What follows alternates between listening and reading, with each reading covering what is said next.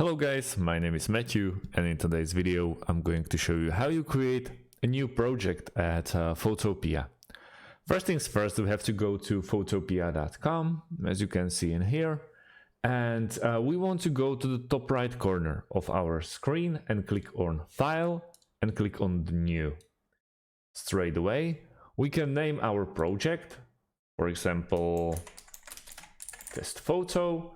We can go with the width or height. We can go by pixels, percentile, millimeters or inches. We can set the DPI, and also we can choose basically the base of the photo, for example wallet and print and so on. Then any other resolutions, then screens, mobile ads and so on.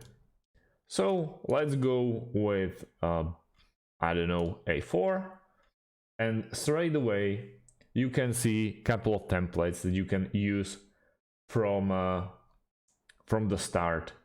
So let's go with this one, for example. And you see, it's all set to basically what you picked. Also the inches and everything is all set. There are no basically layers, at least from now on. But we have a background, we have our strip. I saw the sign and it's opened up my Mar.